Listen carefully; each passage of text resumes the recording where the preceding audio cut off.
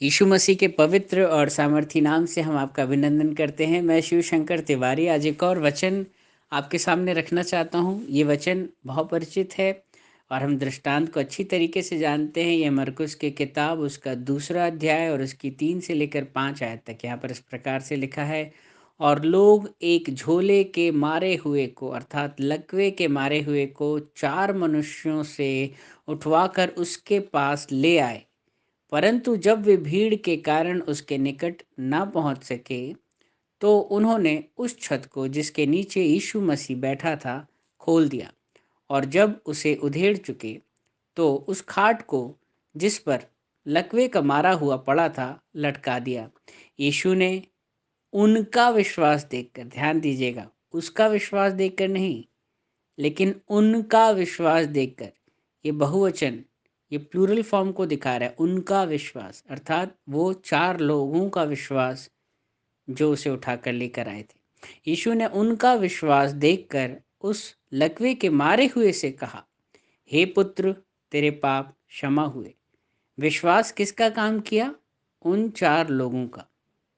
उनकी मेहनत को, उनकी डेस्परेशन को, उनके एफर्ट्स को, उनके प्रयासों को देखकर, उनके विश्वास को देखकर प्रभु यीशु मसीह प्रसन्न हो गए और उन्होंने उस लकवे के मारे हुए से कहा, हे पुत्र, तेरे पाप क्षमा हुए।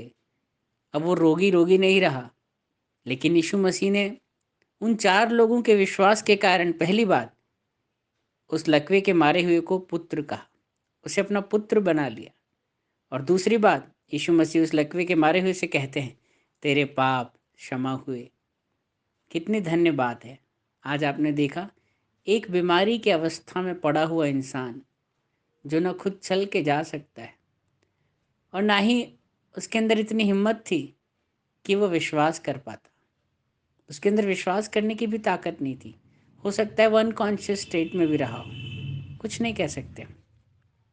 जब आप किसी ऐसे इंसान को देखें जो स्वयं विश्वास नहीं कर पा रहा है, जो स्वयं अपनी खुद की मदद नहीं कर पा रहा है, तो ऐसे लोगों के लिए आज आप हाथ बढ़ाएं।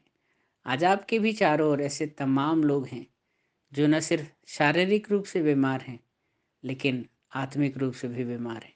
वो न सिर्फ शारीरिक रूप से मर रहे हैं, लेकिन आत्मिक रूप से भी उस अनंत जीवन के लिए वो धीरे धीरे मरते चले जा रहे हैं। क्या आज आपके मन में इनके लिए पीड़ा नहीं उठती? जो पीड़ा परमेश्वर पिता को उठी थी आपको देखकर कि मेरे बच्चे पाप में मर रहे हैं, और जब वो सिंहासन को छोड़कर वो परमेश्वर पिता, वो परमात्मा देह रूप धारण करके आपको बचाने के लिए आ गया, तो क्या आज मसीह सा मन आपके अंदर नहीं है? क्या आज आप इन लोगों को बचाने के लिए प्रयास नहीं करेंगे, जैसे इन 4 लोगों ने किया? इन 4 लोगों के अंदर यूनिटी भी दिखाई देती है ना? एक अकेला इंसान तो खाट नहीं उठा सकता था ना, लेकिन यहाँ पर यूनिटी ने भी काम किया। भाईचारे की आत्मा इनके बीच में थी। उन सब ने मिलकर प्रयास किया और एक मरता हुआ इंसान परमेश्वर के पुत्र होने का सौभाग्य प्राप्त करते हुए, अपने पापों की क्षमा प्राप्त करते हुए, चंगा होकर अपनी खाट स्वयं उठा कर गया। फिर वो 4 लोगों को खाट उठाकर ले जाने की ज़रूरत नहीं पड़ी।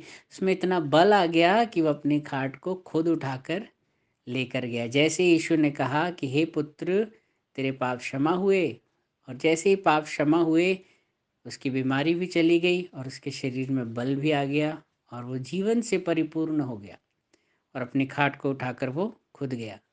लेकिन हम देख सकते हैं कि वो 38 साल से पड़ा हुआ अभागा मनुष्य, काश उसकी मदद करने के लिए भी 4 नहीं तो कोई एक ही तैयार हुआ होता। कि जब स्वर्गदूत आकर उस पानी को हिलाते थे उस कुंड के, तो काश उसे पहुंचाने के लिए कोई एक मौजूद होता, तो 38 साल से वहां पड़ा हुआ कष्ट को नहीं झेलता रहता। वो 12 साल से लहू बहते हुए जो स्त्री जिसके बारे में हम पढ़ते हैं, यदि उसकी मदद करने के लिए भी कोई होता, तो वो 12 साल तक कष्ट को नहीं झेलती। वो घिसट घिसट कर प्रभु यीशु मसीह के पास पहुंची। लोग उसे कुचल रहे थे, दबा रहे थे, काश कोई मदद करने के लिए उसके पास होता। आज अगर ऐसे लोग आपके आसपास हैं, तो आप भी उनके लिए परिश्रम करें। प्रभु आपको आशीषित करे।